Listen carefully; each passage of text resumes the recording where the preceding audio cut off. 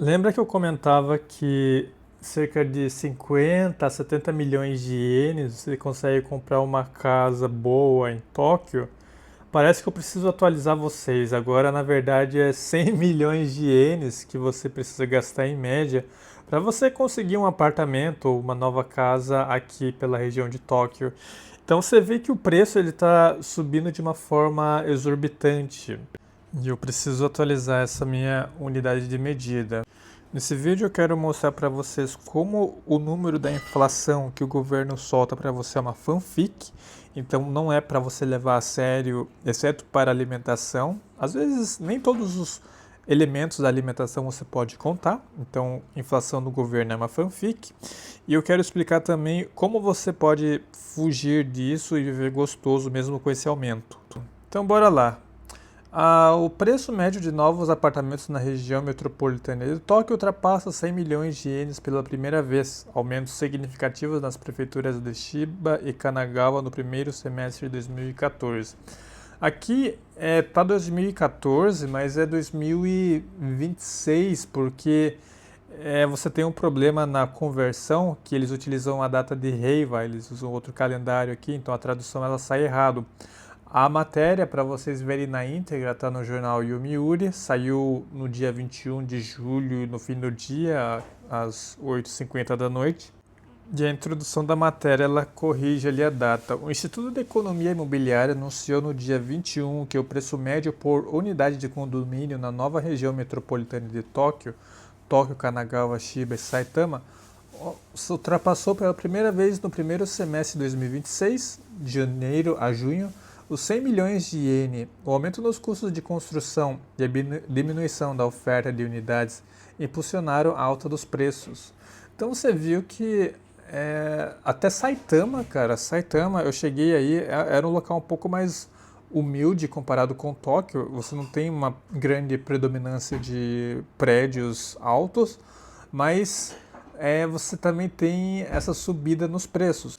Agora eu quero que vocês prestem atenção nos dados que a matéria dá e comparem com a inflação que é dado pelo governo.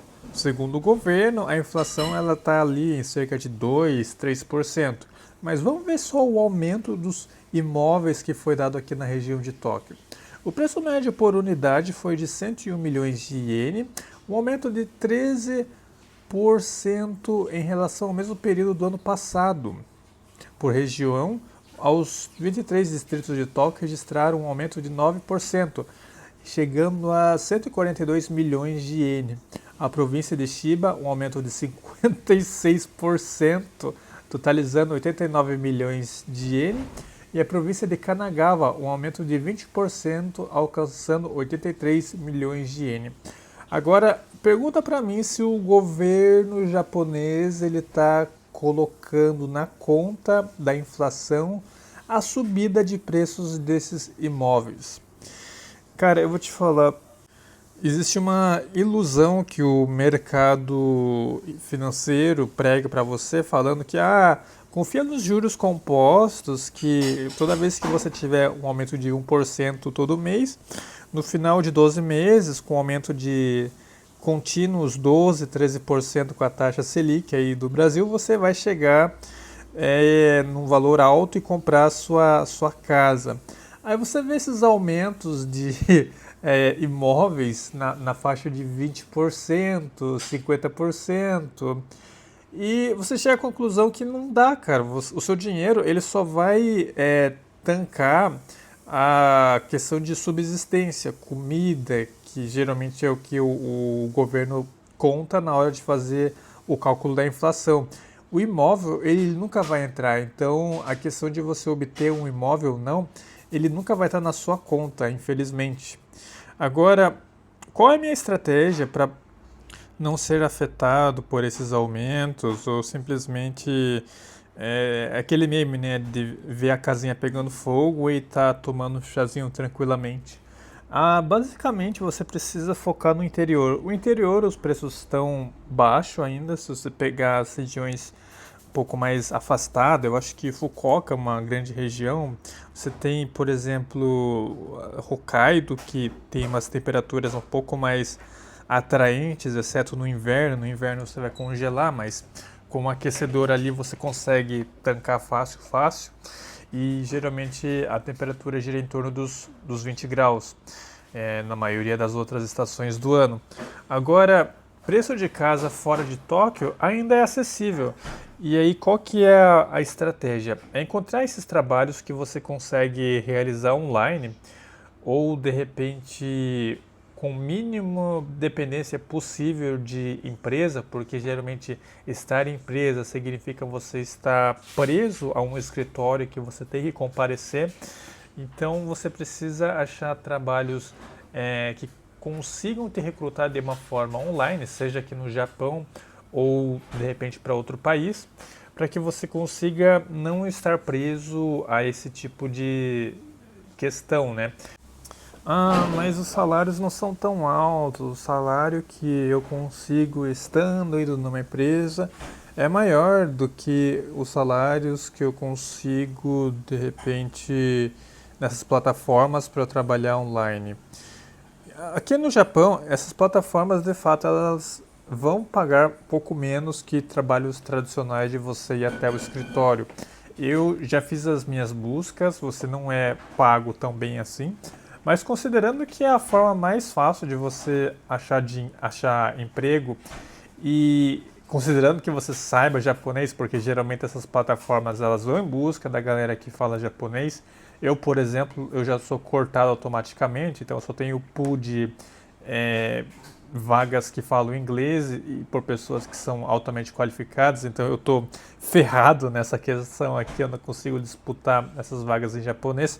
Mas se você for afortunado de ter um japonês decente e conseguir disputar essas vagas, eu acho que vale muito mais a pena você ter esses trabalhos que não são estáveis, é um trabalho PJ que você consegue realizar sem ter um vínculo profundo com a empresa, para você não ter que ficar babando ovo de chefe, participando ativamente na cultura tóxica de trabalho do Japão, porque dependendo da empresa, se ela é tradicional japonesa, é um inferno, cara. Você vai ter que colocar uma máscara ali para fingir que você é feliz com o seu chefe saindo do trabalho e você tem que sair junto com ele.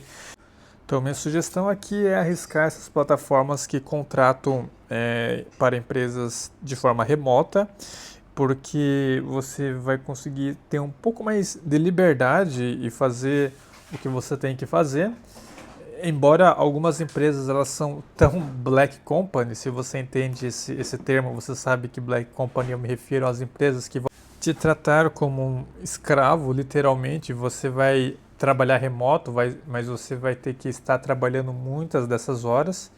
Então você tem que se atentar a esse ponto. E uma vez que você tem a liberdade de você trabalhar de onde você quiser, você não vai ter que se preocupar com o ponto de moradia, com essa subida de preços, porque se você vai morar num local que ninguém está indo, não tem crescimento, a cidade está quase sumindo, o único problema é que não vai ser tão conveniente. Geralmente a Amazon, essas entregas online, elas vão acontecer de uma forma um pouco mais demorada. Mas fora isso, sua vida segue normal como qualquer outra pessoa morando aqui no Japão. Você vai estar com a vantagem de morar num país belo e extremamente seguro. Então, diferente no Brasil, que você pode morar no interior e de repente você tem um MST tacando fogo na sua propriedade. Então você tem essas vantagens aí. Eu, por exemplo, eu vim no interior de São Paulo. No meu interior de São Paulo, teve uma época que eu achava que eu estava seguro, mas eu já vi notícias falando que o MST atacou umas fazendas que ficava tipo uns 10 ou 5 quilômetros da minha casa. Para você ver que nem mesmo morando no meio do mato você tinha sossego ali no Brasil. Enquanto aqui você já tem essa vantagem de estar morando numa região um pouco mais tranquila com a questão de segurança. Aí, se você for uma pessoa que tem algum dom um pouco mais avantajado, um talento assim que você não encontra de uma forma tão fácil, você consegue pleitear por vagas de trabalho na gringa. E quando eu digo na gringa, seria não localmente do Japão, mas em todo o mundo. Você compete com pessoas de todo mundo porque suas habilidades elas estão tão assim acima da média que você consegue conseguir esses trabalhos remotos em outros países. Por exemplo, eu moro no Japão e trabalho para uma empresa localizada na Europa. Tem esses casos também, mas é um pouco menos frequente, porque esse tipo de oportunidade vai para japoneses que têm habilidades um pouco mais avançadas. E o japonês aqui, profissional da área de tecnologia, é um profissional altamente qualificado. Pelo menos os poucos que conseguiram tancar esse curso. Eu tenho que admitir que eles são bons mesmo. Então, caso você queira saber mais notícias referentes ao Japão, considere se inscrever no canal, dê um joinha para fortalecer e fique à vontade na seção dos comentários. Falou e até o próximo vídeo.